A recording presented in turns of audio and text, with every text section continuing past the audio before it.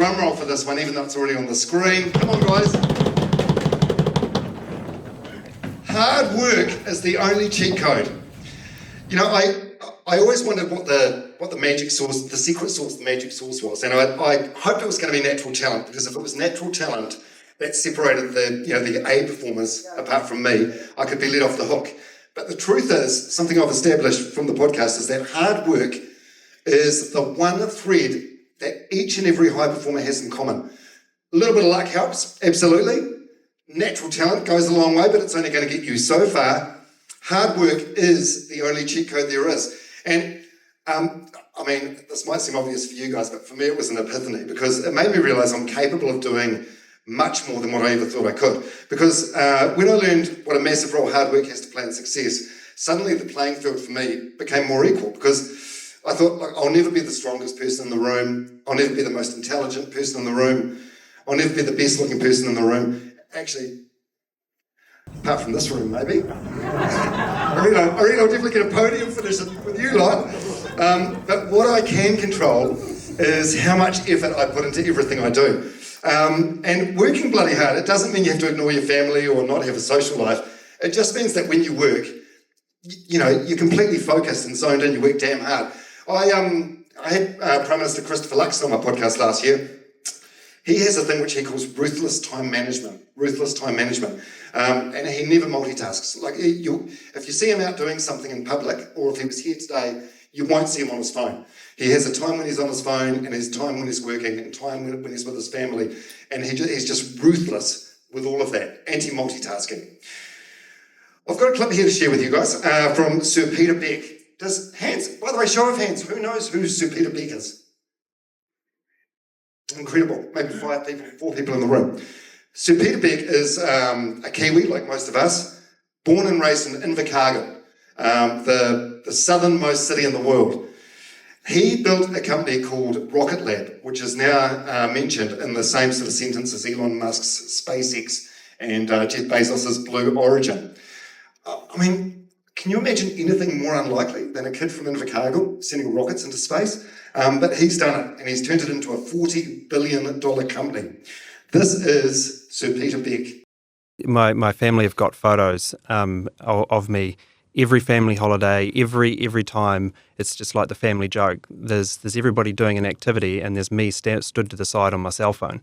And there's photos of us all around the world as a family doing that. But it's the way it is. Like, you don't achieve something big on kind of an 8 to 5, 5 days a week kind of timeline. If you want to achieve something big, it just has to be all-consuming. That's him saying nothing great is achieved on an 8 to 5 Monday to Friday schedule.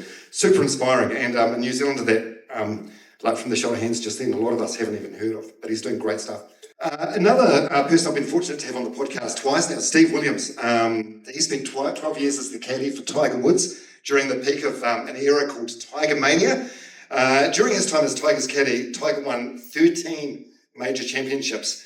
And Steve offered some insights on the podcast into just how Tiger operated at a level that made him so much better than anyone else in the world of golf at the time. The common thing between all these guys is just not so much how much you practice, but how you practice. You've got to make every shot hit counts.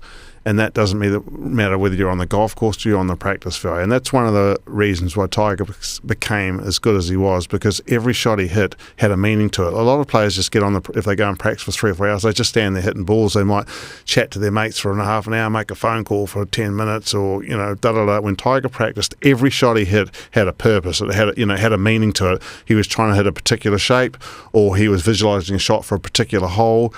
And there was concentration to every shot. Wasn't okay, hit a ball, place another. You know what it's like. You go to the driving range, you hit one, get another one, hit one, hit another one.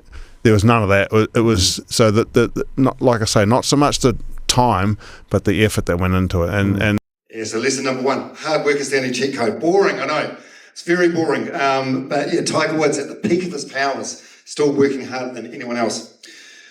Number 2 in lessons for legends. If you're going to say yes to something, make it a big, impactful hell yes. Like, every single day we get asked to do stuff. And every time we're faced with a decision, do we say yes or do we say no? There are some things that you just have to do in life that you don't really want to do. But if you're going to say yes to something, you may as well do it with a smile and give it all your enthusiasm. And the best example I can give of this is from Michaela Blyde. She's a rugby 7 superstar and a double Olympic gold medalist. I reached out to Michaela after the Olympics, the last Olympic cycle, asking her to be on the podcast. She fired back an email within a few minutes, and I've got that email here. Hello, Dominic Harvey.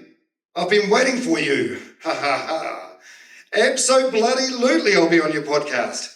I loved your chat with Dame Lisa Carrington and Zach Gilford from the All Blacks when you were runners only, and always love your short snippets on Instagram with your Dom Harvey podcast page. So fuck yes, I'll be on your podcast. I'll even make your job easy and tell you what I'd love to chat about. Rugby, body image, selfishness of training as a high-performance athlete, constant pressure of representing your country. I'm pumped. Get me on there. Talk soon. Michaela Blyde, Black France 7. I don't know if that's how she typed it, but that's how I got the email in my mind. And I saved that email and I share that because it just stood out to me, like what makes her so great. When we connected for the podcast, she explained where this big, impactful hell yes attitude came from. Here is Michaela Blyde. Make the most of the opportunities that you get given, because this job that I have is not forever. You can't play rugby forever, but you can always give back to rugby as much as you can.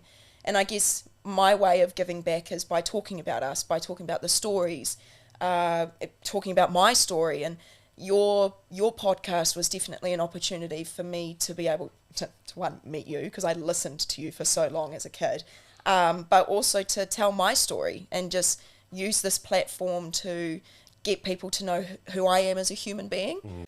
Yeah, she didn't need to say she listened to me as a kid. That made me feel real old. That was actually quite insensitive. Another little hack I discovered is that you can actually reframe situations by changing one simple little word. You can replace the word have with get. Replace the word have with get. And let me use this in a sentence to demonstrate it to you.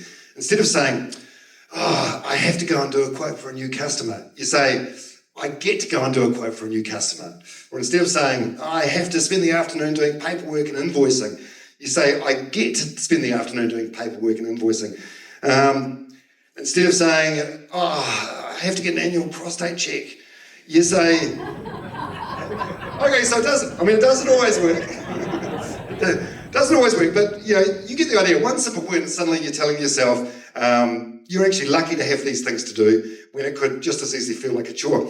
And actually the prostate thing, with that example, you're going to do it anyway, so you may as well try and reframe it into a big, impactful hell yes too. Remind yourself that you're doing something great for your health, something that could potentially save your life. How good is that? Okay, next one. Lessons from Legend, rule number 3. What 3 words would you like people to use at your funeral?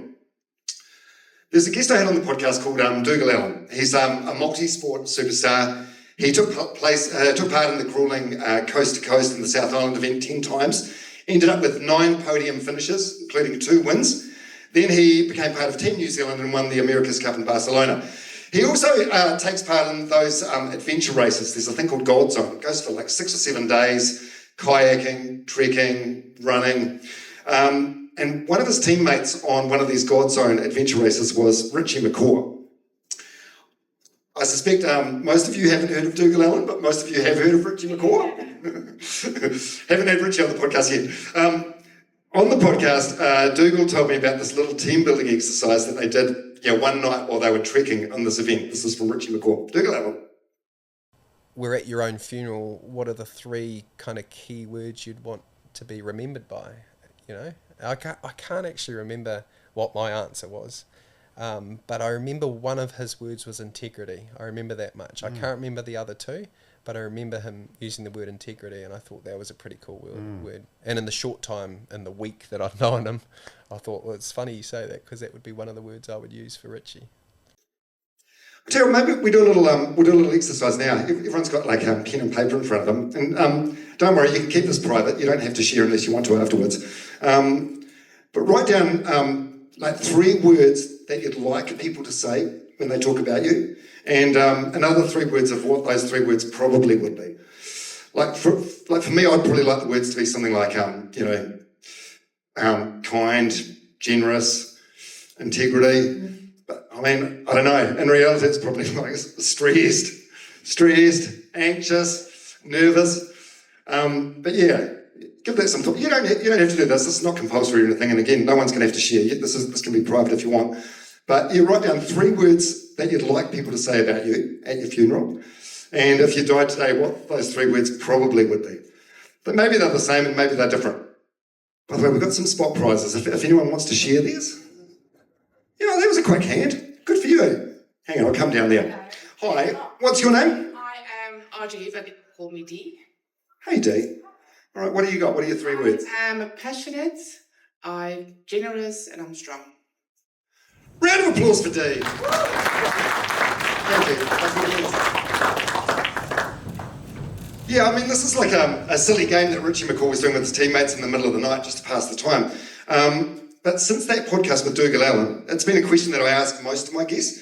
And it's not something I initially realised, but I now understand the importance of this question if you want it to be something important, because it's actually a really cool way to reverse engineer the way you live your life. So when you know yourself what you want those 3 specific words to be, you can use them as sort of like a North Star, and start living your life every day with actions that reflect those 3 words. And you know what? You can have as many as you want. You can have a different set of 3 words for home as what you have for work. But it does work for your business as well. Like if you want your customers to say that you're honest, reliable, and friendly, that's how you got to be with every single reaction. And keep asking yourself after those jobs, was I those 3 things that I want to be? So I kind of like that. Next one. Train yourself to be a glass half full person. What do we got here? Half full, half empty? Half full? Correct. Not getting a prize for that though. Anna Mowbray is an absolute force. Her and her 2 brothers from a Waikato farming background started a toy company called Zuru, and they grew it into a global giant, which is now worth an estimated $20 billion from right here in the Waikato. Since then, she's left Zuru. She set up a job recruitment app company called Zeal, and she's also involved with the Auckland FC football team, which has had a wildly successful couple of seasons. When I had Anna on the podcast, she's also married an ex-All Black too, Harvey Williams. When she came on the podcast, I asked her why she had the desire to start something new with this company called Zeal after cashing out from Zuru and becoming New Zealand's richest woman. And the way she described it to me on the podcast, she said Zuru was like a big mountain that she climbed, but there's plenty more mountains that she wants to climb while she's still able to, which I thought was pretty cool. So Anna Mowbray's backstory. She finished a degree at Massey University in Palmerston North, then spent her 20s sleeping on a bed in a small office at the back of a factory in China. Every morning she would leave her makeshift bedroom and walk across the factory floor to use the communal bathroom where frequently there was no hot water. She was literally living and breathing work and doing it in 3rd world conditions, and she didn't travel home for the first 5 years. Her life looks very different now. I run past her and Ali Williams' house some days, and it's there's definitely unlimited hot water in there, put it that way. Even a helicopter pad, which some people, neighbours complained about. They're only allowed to use it a couple of times a month, which, billionaire problems. Talking about those 5 years in China, like living in the office and the factory, Anna told me that she never ever had a moment where she wondered why she was doing it. I don't ever remember second guessing it. I don't even remember thinking, why on earth am I in China and why am I here? And I think that's a really important nuance of surviving difficult situations or times or moments, right? You have to look at the positive in it. If you don't, you will not survive it. And I think it's really similar to business as well. If you're in a tough or a stressful moment within your business or life, and you get too deeply reminiscent about that or go too deeply down the rabbit hole of that moment, then it's really hard to keep on powering through and pushing through and getting out of that scenario.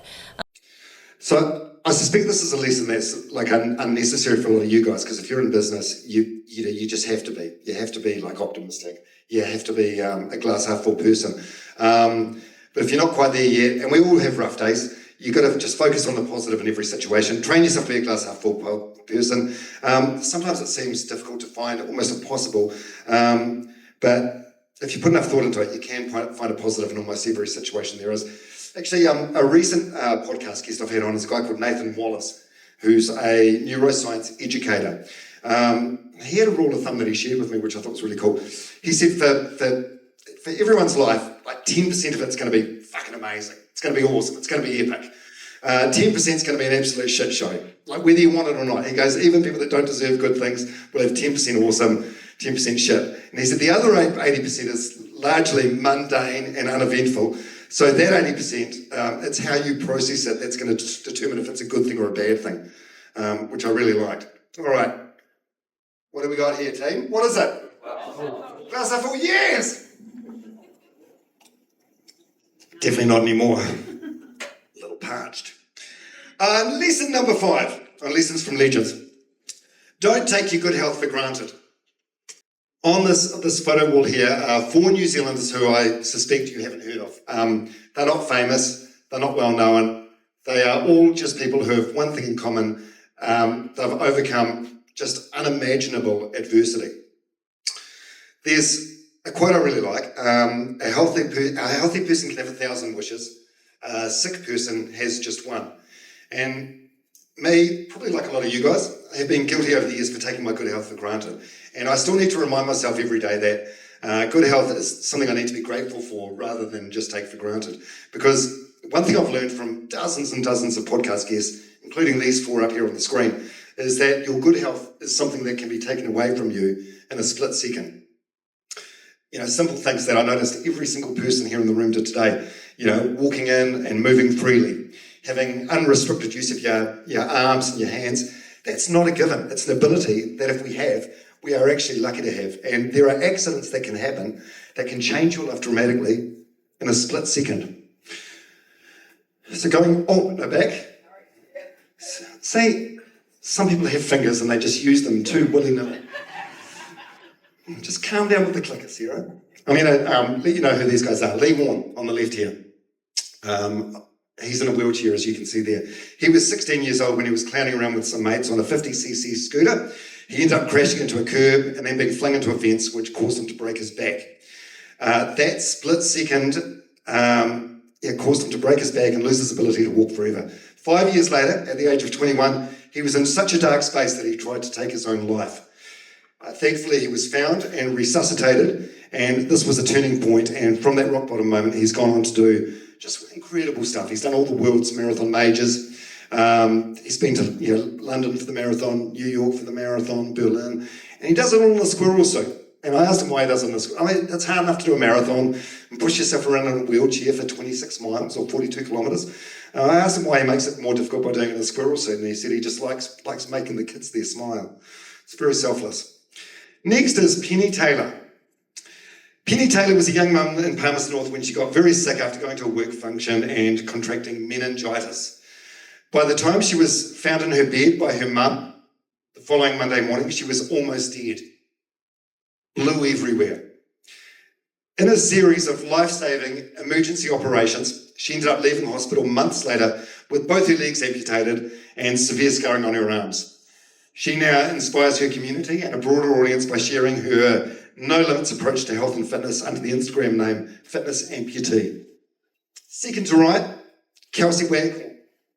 Some of you may know her, actually. She put a book out earlier this year, which has become a New Zealand bestseller.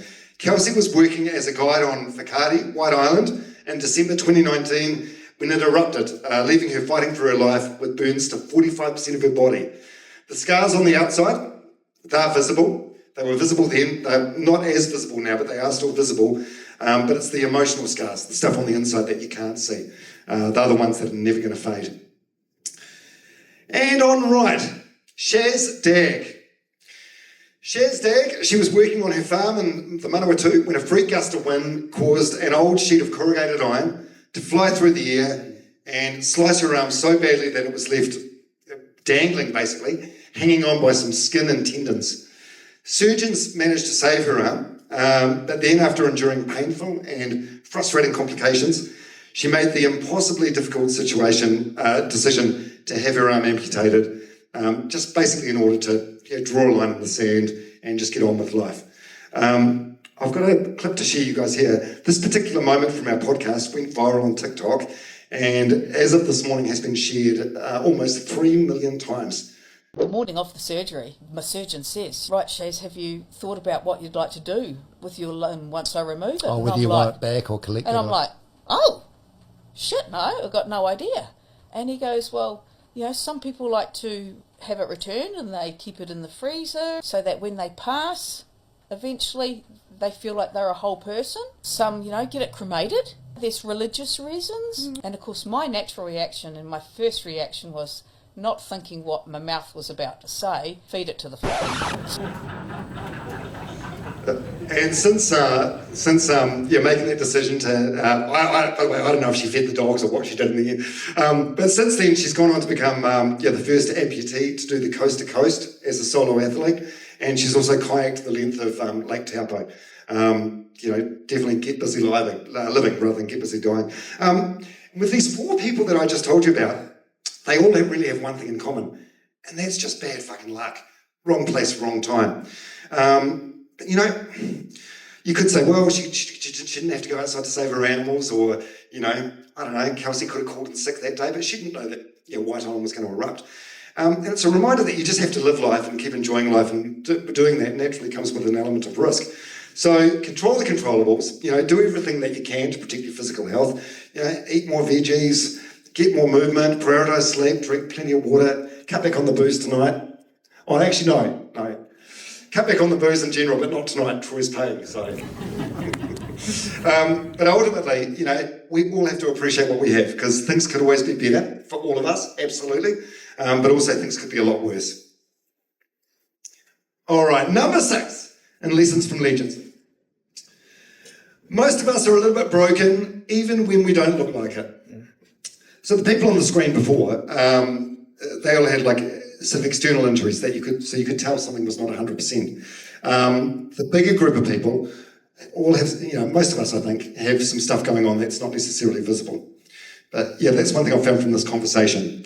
Regardless of who you are, whether you're a billionaire, entrepreneur, a successful All Black, an All Black coach, most people have shit going on.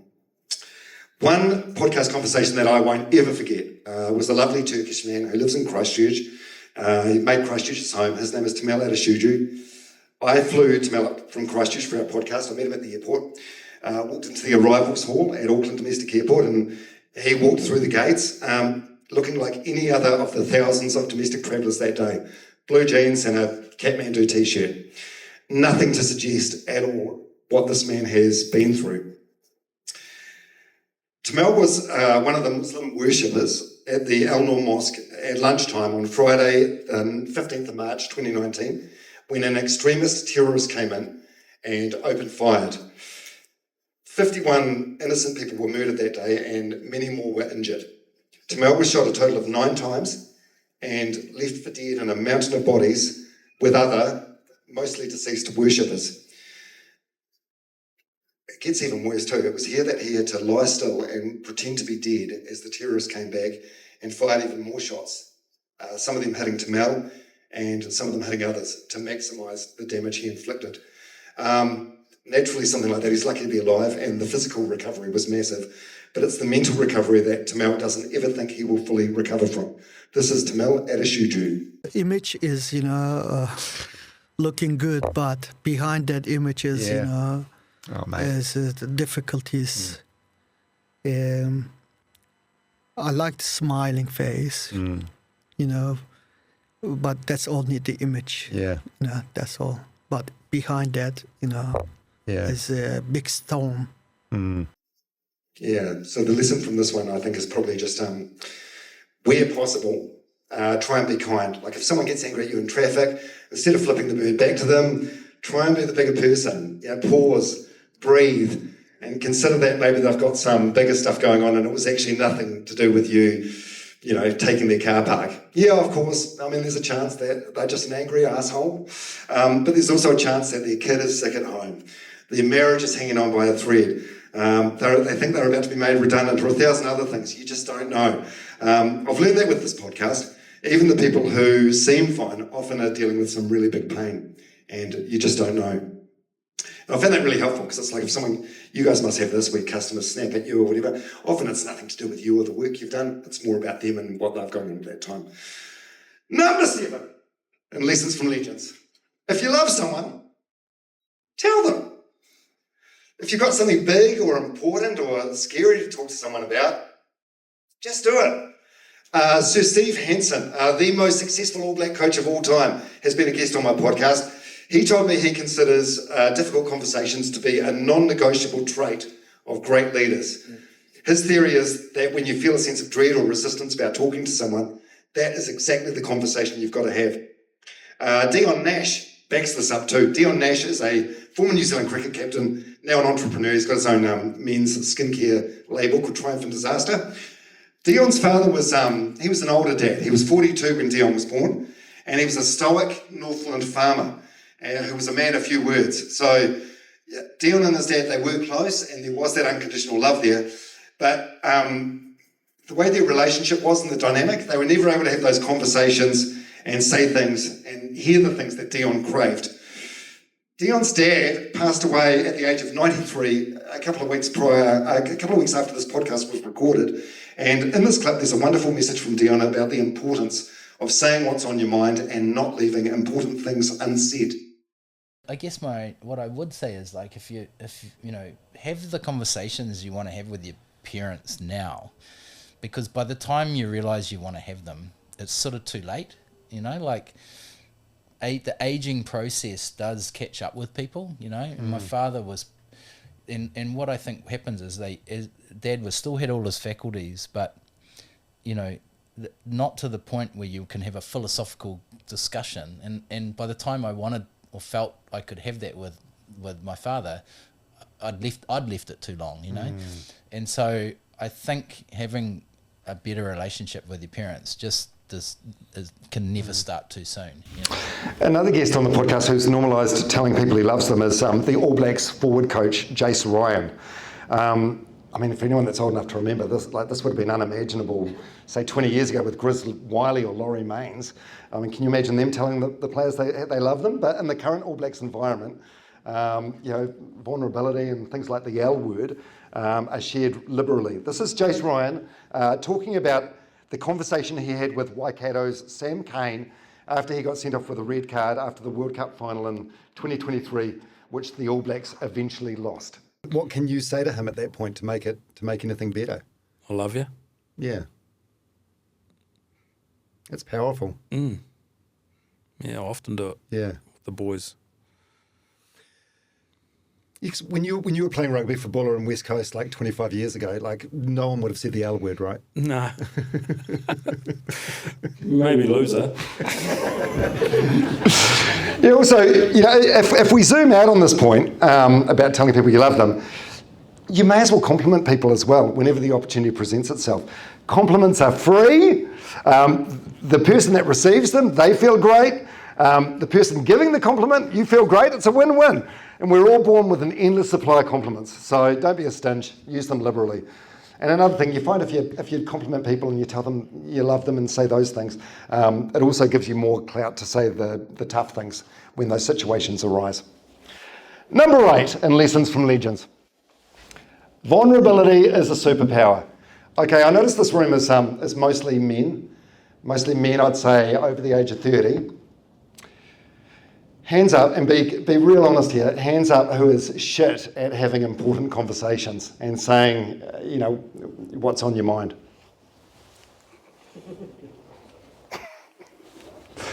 I know, I'm exactly the same. It's fucking difficult.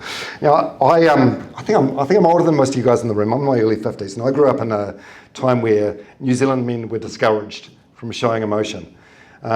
And I'm a very slow learner, so it's only been fairly recent that for me I've come to understand the strength and power in vulnerability. So what is vulnerability in real terms? Vulnerability is asking for help. It's admitting you're scared. It's admitting I'm not okay. It's admitting I don't know the answer, or I don't know if I'm doing the right thing. And the wildest part of all, vulnerability, it doesn't push people away. It pulls them in and it builds trust absolutely every single time. conversations about vulnerability have become like a pillar of my podcast conversations, and it's something that I'm like incredibly proud of, that I've created a space where high-profile New Zealanders feel comfortable letting their guard down and sharing some really personal stuff. Here is Mealy Kerr on my podcast. She's the captain of the White Ferns cricket team with her take on vulnerability. So much power in being vulnerable, and I think I've found that too, even now, just with relationships with people in the team, like my friends. It's just like every conversation's more open, everything's more honest. You have a deeper level of, I guess, understanding. You truly understand and care for them on this level, and you just check in on your mates. And I think that's been the most powerful thing for me and my family and friend group, is we're more hyper aware and we understand it more. But yeah, it's like I don't need to feel bad for 2 weeks before I get help. I can do it after. Yeah, that podcast with Mealy was recorded 2 years before she was promoted to captain of the White Ferns. I bring that up. I think that's a very valid point, because like vulnerability doesn't make you weak or hold you back or limit your chances. It actually helps you flourish in all areas of your life, professional and personal. Like if any of you guys are struggling with a business problem and you phone Troy or Sarah and say, hey, I'm really battling here, I don't know what I'm doing, they're not going to call you an idiot or think you're a fool. Like they're going to appreciate it and they'll help you through it. I'm still incredibly slow with this, especially in my personal relationships. I feel like I'm going to bring the other person down, or I don't want to burden them with my worries. But it's completely the wrong attitude every single time. And every time I do let my guard down and express some vulnerability, the outcome is always positive. So I've got some work to do. From the show of hands before, it seems like a lot of us do. But yeah, vulnerability, it's a superpower. Next one, expect adversity. Now, this might be an unpopular opinion, but adversity is not an interruption to your life. It is part of your life, whether you like it or not. No matter how much money you make, no matter how much your parents told you you're special and unique and different, you will experience hardship, and probably on numerous occasions. Life will kick you in the ass and leave you asking, why me? This isn't fair, I didn't deserve this. So a solution I've found for this is to be ready for the shitstorm. If you expect adversity, then it's not going to be as much of a shock when it sneaks up on you. One thing I want to clarify with this one is expecting adversity doesn't mean you're pessimistic or being negative. It just means you're prepared. It's like having an earthquake survival kit. It doesn't mean you want an earthquake, or installing smoke alarms, or having car insurance. We don't do this because we want disasters or we're being negative. We do it because we understand they're a possibility. And also, if you think of the most inspiring people you know, I guarantee almost every one of them has a backstory that involves some kind of pain, some kind of trauma, some kind of hard-earned lesson. And there's dozens of examples of this from my podcast guests. One of them is Suzanne Paul, who springs to mind. Who remembers Suzanne Paul? Here's a few hands. New Zealand infomercial queen. So one of Suzanne Paul's earliest memories was going on a school trip on a bus in the UK when she was 11 to a place called Yorkshire Potteries. Then when they got to their destination, every one of her classmates got off the bus, and she was told she had to stay on the bus with the driver because her family was poor and her dad was unable to pay the fee required for the excursion. Okay, just think about that. 11 years old. Can you imagine what that does to a person, and the scarring that leaves for life? Can you imagine how small she felt? So humiliating. And she vowed at that day, as an 11-year-old kid, that she wanted more from her life. She wanted something different, something bigger, something better. Eventually, after a series of setbacks and failures in the UK, she found fame, fortune, and success in New Zealand by becoming an infomercial queen. She had finally created that life that she dreamed of since the age of 11. Then she lost all of her money, millions by this point, in a failed restaurant business venture. This was brutal. Going from being very wealthy to bankrupt is a big adversity, yes. But add her public profile into the mix and suddenly you have adversity combined with another layer of adversity in the form of being publicly shamed. Suzanne told me there were days where reporters would approach her and ask her how it felt to lose everything. Can you imagine, seriously, can you imagine asking someone that, whether they're the lowest person? How does it feel to lose everything? I've got a clip here from the podcast. This is Suzanne Paul talking about how she got back on her feet after bankruptcy and business failure. Every day, I didn't feel like doing it. I knew I had to go back in the shopping mall and sell stuff for anybody that would pay me enough. Of course I didn't want to do it. I was humiliated, I was embarrassed, I was exhausted. I cried every morning getting ready. I cried every night when I got home. Sometimes I'd cry when I was actually standing in the shopping mall. But then I would just say to myself, just do it. You know, just get on with it. Just do it. I don't care how you're feeling. Just do it anyway. And somewhere along the way, then the motivation comes. But you've got to take the action first. Then you start getting motivated. And what happened with me is people kept coming up to me all day long in the shopping mall saying, good on you, Suzanne, good to see you back out there. That would set me off crying again. I'd be crying. They'd say, don't cry. You can do it, love. And I'd say, thank you. I'm going to do my best. This was me in the shopping mall. Yeah, so this lesson's a little bit bleak, but it's a reality. Expect adversity. I don't need to tell you, you guys are in business, and the longer you've been in business, you realise that this stuff happens. If adversity comes, you'll be ready. If it never arrives, you'll be relieved. But instead of asking, why me, the better thing to ask is like, why not me? None of us are special. All right, lucky last. Lesson 10 and lessons from legends. Who said yes? Calm down, it's a metaphor. Actually, have we got a spot prize for her? Just for that not so quiet fist pump. The lesson I've chosen to end with for you guys is eat chocolate for breakfast. And the byline for this could be live every day like it's your last, because one day it will be. So every day, try and do something that brings you joy, makes you happy. Here are some certainties. We're all going to die. None of us know when we're going to die, but it's likely to be sooner than any of us want it to be. So try and make the most of it. Make a conscious effort to do some stuff that makes you happy, like eating chocolate for breakfast, if that's what makes you happy. Probably not every day, but I want to tell you about a lady called Tracy Hickman. Tracy Hickman.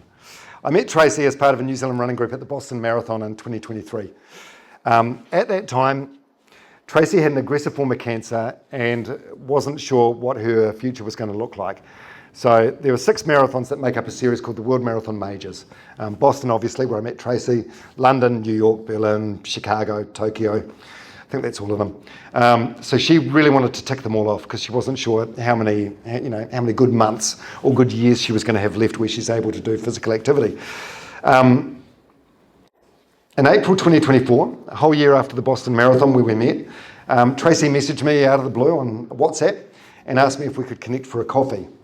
So I went over to her house and she told me that her health had deteriorated even further. This strong and proud woman who was capable of doing incredible physical things. She was in so much pain, and pain so severe that she had made the impossibly difficult choice to die on her own terms with dignity, using the recently passed in New Zealand Right to Die Act. And the date was about 3 weeks in the future. Bear in mind, I didn't know her that well. We met a year earlier and here I was at her house. She told me this. I started crying, she wasn't crying. She was consoling me. It was very awkward at the time. But the reason she invited me over was she asked me if she would be able to be a guest on the podcast. She wanted the conversation to be shared for a few reasons. One of the main ones being it would be something left behind for her family and friends to remember her story. But the other main one was she wanted to shine a light on euthanasia being an option for Kiwis who wanted to die on their own terms. Here's a clip from our podcast with Tracy Hickman talking about how she wanted her life to end on that last day. May 22nd, 2024, if everything goes exactly the way you hope, how will that day look? It will hopefully have some chocolate for breakfast because I'm a real chocoholic and I'm not going to miss out on that. And then we're going to go to a beach with the people I really love, with my sister and her husband, my niece, my partner, and a few close friends. And I'm going to listen to the waves, see the sea, and I will die. And I just feel such a huge relief that I'm going to be able to do it in that way.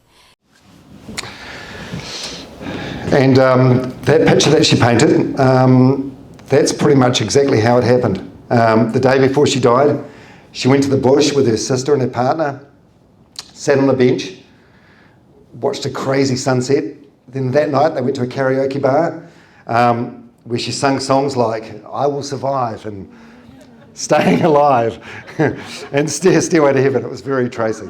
Then on the morning of her selected date, she did things entirely her own way. She woke up and she ate some Whittaker's chocolate for breakfast, her favourite. Then she got in a car with her sister and a partner, and they stopped by a BP and grabbed a sausage roll from Wild Bean.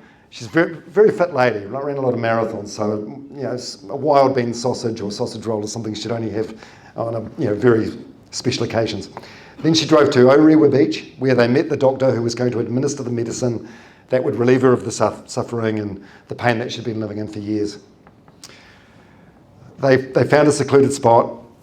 They played her favourite music softly on a Bluetooth speaker, and they listened to the waves roll in. Tracy said her goodbyes. The medicine went in and she drifted away. And it was exactly how she explained in that clip. So that's the last lesson. Eat chocolate for breakfast. It can be literal. If you want to have chocolate for breakfast, you do that. But it's also more of a metaphor. It means do the things that make you happy and bring you joy. Because life is short. It's happening right now. So make the most of every day. Because one day this wild ride that we're all so lucky to be on is going to end. Hey, thank you so much for having me here today. You guys have been bloody good. God, I've done a shit job with the prizes, haven't I? Hardly given any away. But you guys are in the great hands of Troy and Sarah. It's a great company and it's lovely to meet you all. Thank you.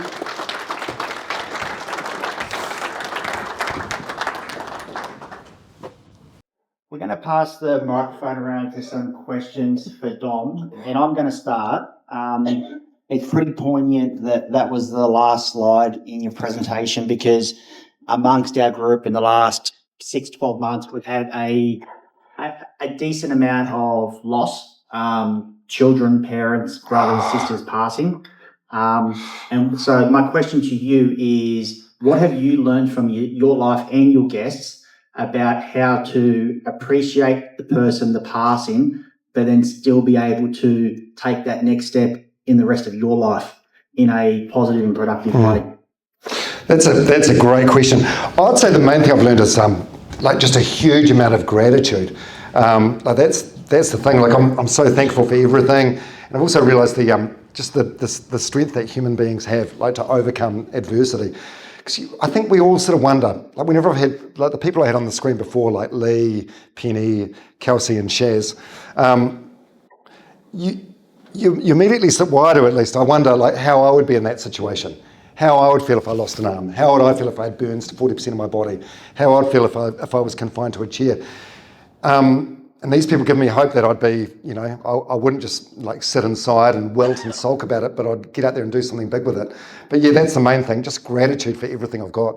I'm so grateful for everything. And even the clip from Michaela Blyde, making everything an enthusiastic hell yes. Driving down from Auckland this morning, I didn't like it when the alarm went off at 5 o'clock to do this gig today, but I was so happy all the way down, getting to be in a room like this with a room full of really cool people that have, had the courage to take the leap and set up their own businesses. It's so inspiring. I'm so grateful to get to do what I do, meet these people, meet cool people like you and Troy and Sarah. Yeah. Perfect. Any other questions? Let's yep. One sec. Start over here. Who's your dream person to interview and why? Richie McCaw. I reckon. Have you done it already? Okay, no, I haven't. I'll tell you what. I reckon Richie McCaw would be the highest rating episode, but I think it's probably quite boring. I don't know. He's just incredible. He's flawless. One thing I found with the podcast. Sorry, just diverting for a second. Is some of the better performing episodes are actually people that have got some scars on their back and have been through some stuff. I've had Dame Lisa Carrington on the podcast, and she's New Zealand's most successful Olympian. I think she's got 8 gold medals. But it's I don't know why they don't perform as well. Maybe it's because it's just unrelatable. It's she won a gold, then she thought she may not win another gold, but she did, and then she won another one. The best people are the ones that have been through some shit. Sorry, what was the question again? Oh, dream guest. This is a really tough one, because there's that saying, never meet your heroes. So for me, dream guest would be Like I love Bruce Springsteen, so I'd say Bruce Springsteen. But then, what if he's having a bad day, or what if he doesn't live up to the image or the perception I have of him? So I don't know who it would be. Who would you guys like to hear on the podcast? Who would be your dream guest? Any ideas? Shout out some, yeah. How about yourself in 10 years? Oh, God, if I'm still alive, mate, I'm 53. Yeah, it'd be interesting. That's, you say yourself in 10 years. One thing that my girlfriend's got me to do is write down goals and write down where you're at, because it's anyone in business, I think, probably has like a growth mindset where you're not so much focusing on the past, you're focusing on today and tomorrow. And one thing I've been guilty of with having that sort of mindset is like often you'll be at a spot where 3 years ago or 2 years ago you would have dreamed of being, but you don't stop to smell the roses because you're constantly looking at the next signpost up ahead. So yeah, myself in 10 years, yeah, that'd be a good one. Right, thanks for sharing your experience so far. My question is pretty straightforward. What motivates you? I think I like that is a very simple question, but a really good one. I don't know. I think when I go to bed at night, I have the best sleep ever if I've had a good day of working and I feel like I've done something good that day. And I feel like I spent 30 years on the radio, doing mostly morning radio shows where basically I made a very good living telling fart jokes, pretty much. That was essentially it. And using that sort of 30 years of apprenticeship or whatever you want to call it, I've now transferred that into like having these long form conversations with interesting people. So like shaping others' stories and telling them and getting feedback that others can get something out of that, I find that incredibly motivating. So in the first year of the podcast where it was basically a hobby, I wasn't making any money from it, that's what kept me going, feedback from people saying, oh, this is really helpful and this is really useful. Yeah. But I think that's the main thing, probably telling other people's stories and also being able to put my head down on the pillow at night and say, have I done something good today? Sorry, just down the front here. Yeah. You pretty much just answered it with that, but I was going to say going from a solid radio presenter career to running your own podcast, those quiet days where you haven't got the views, maybe you're looking a bit down on yourself, how do you turn that around? How do you look for the inspiration to get someone new and find who they are? It's tough, and you guys are all in the same boat here. That's why there's a phrase called imposter syndrome, and I definitely have that in a room full of guys like you today that have left the rat race, the 9 to 5, and started your own business. It's tough. One thing I got from Anna Mowbray from Zuru, wasn't in that clip. She said depression or sadness often comes from wishing things were different to how they were. So I just try not. There are days where I do that. It's like, fuck, why did I leave a 6-figure salary to do this? But then every little win you have when you're doing your own thing, like you guys will find this as well, it's far more satisfying. You score a new contract, get a new client or whatever. It's yours. It's all yours. So there's that satisfaction that comes with that. But I'm not saying it's not going to be hard. There are days where I fantasize about just going back. Like we've started a business now, so I've got some staff, and you see the sick leave they take, and you're dealing with their little millennial and Gen Z problems, and I'm like, fuck, was I like this as an employee? Oh, surely I wasn't that.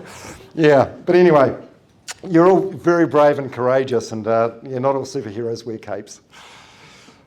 All right. Hey, Dom. Hey. After your presentation, I'm really looking forward to listening to more of your podcasts. If I was to listen to one on the drive home tomorrow, which one should I listen to and why? Oh, I'll tell you what. There's an episode that came out a couple of weeks ago with a guy called Craig Piggott. Craig Piggott, he's the founder and CEO, actually another Waikato guy, founder and CEO of New Zealand's fastest growing company called Halter. So 10 years ago, he finished an engineering degree, got an internship at Rocket Lab with Sir Peter Beck, who you saw in the presentation, and after 9 months left to start his own business called Halter, which is like GPS cow collars. So essentially what it does, if you have your herd of cows with these halter collars on, you don't need fences. It's like it creates an invisible fence for the cows. So this guy's in his early 30s now, and it's the company's valued at 4 or 5 billion or something like that. But it's just incredibly, all these conversations with entrepreneurs on the podcast, it just it sort of reminds me that we're all kind of similar. And we all have the same opportunity. So if someone else in New Zealand can do it, like Peter Beck starting a rocket company from Invercargill, or Craig Piggott starting a GPS calculator company from Matamata, like we are all capable of doing amazing things. You just have to take that step and keep moving. But yeah, long answer to your short question, Craig Piggott. There's lots of good business ones actually that I think some of you guys could get a lot out of. Yeah. You mentioned vulnerability being a superpower. How would you recommend to develop that? You grew up in an era where it wasn't promoted to be vulnerable. It was actually seen as a weakness. Especially now in the era of public speaking, content creation, it's how we build trust through a screen. Any tips and advice on how to build that skill of vulnerability? Start small. I suppose start small. Start with something that's not like completely terrifying. When I had Sir Steve Hansen on the podcast, it was a made-up figure, but he calls them 8% conversations. So he said 92% of his conversations or interactions with players or staff or whatever, it's weather waffle or small talk or banter or just general conversation, and 8% is going to be tough. But you just have to lean into it. Start small. It becomes addictive. Actually, I don't know why I'm answering this because I'm still fucking shit at it. I'm terrible. But I know I need to get better at it. But it's hard. And it's hard for us guys. I think, like, generation aside and upbringing aside, it's just difficult. Sometimes it's just kind of how we're wired. Like, it's, we're sort of wired to, like, bottle these things in and not share them. But it's massive, and it forms deeper connections with people. It makes you feel better, but it's hard. But you've got to start small, make that first leap. Like I bet almost every guy in this room, when you're dealing with like business pressure or business struggles, you go home and you don't tell your partner. Some of you obviously might be in partnership with your partner, but some of you that are out there doing it on your own, you probably you think you're doing a favour by shielding them from the stuff, but they want to know and they want to help. So yeah, you're leaning into vulnerability. It's definitely something I'm still working on. I think I'll still be working on for the rest of my life. But yeah, if it's something else Steve Hansen said, if it's a difficult conversation, then the more difficult it is, the more important it is that you have it. Yeah. One final question, Dom. As the conference is all about building relationships with our suppliers, customers, to help us grow our business, what can you recommend to these guys to be able to outreach to people who they may see maybe a couple of levels above them, so business owners of much larger businesses, or large corporations like Sky City where we are now? How would you recommend a small to medium business owner build relationships with people who they perceive to be outside their reach? Yeah, that's a good one. Yeah, God, you have to be proactive. I'm sure you guys have found this. While I was working in radio, I never experienced. All I had to do was worry about the radio show, and there were sales teams and people that did all the other work. My job was just focusing about what came out of the speakers for 3 or 4 hours a morning. Now that I'm out there doing it on my own, I'm the sales rep. I'm the contact point. I'm everything. And one thing I've learned. I learned this very late in life. The word no loses its impact when you hear it a bit. Like, no is not that scary. Initially it is. It sucks. But yeah, Suzanne Paul shared a saying: every no gets you closer to a yes, which is an old sales thing. So I just reach out to these people. Obviously, you don't want to pester them or annoy them, but if it comes back as a no or an email that's not replied, don't treat it as a no forever. Treat it like as a challenge for a follow-up. Keep on them. I had a guy on the podcast a couple of weeks ago called Grant Baker. He was involved in the vodka company 42 Below. Now he's the chairman of Turners and part owner of Turners. He got a lesson while he was working as a sales for a newspaper in Hamilton, like in the 1960s or 1970s. Apparently it's like 7 no's before you get a yes. That was the sort of training he got from his boss. So if it's a no straight away, don't be despondent. Obviously, you don't want to annoy people and have them block you. But yeah, don't see it as a no forever. See it as a no for now, or see it as a challenge. I just want to highlight one thing. As we about building relationships, the main reason we chose to bring Dom here is Dom has a group of friends that are very good friends with us. So when we decided to get a guest speaker, Sean, who owns the company that is, I guess, Dom's agent for this type of stuff, we asked Sean, who can we have? And it's got to be about relationships. And instantly Sean goes, it's got to be Dom. I've known this joke for 35 odd years, been part of the radio network together. He's your man. And I just want to highlight that, your next business relationship is literally your friend's friend. So reach out through your networks, and that's exactly what we did with Dom, and that's why he's here today. So I just want to thank Dom, and he is going to be here for morning tea, which is coming out pretty much now. So we're going to break now, coffee, get something to eat, and if you want to have a chat with Dom, he's here.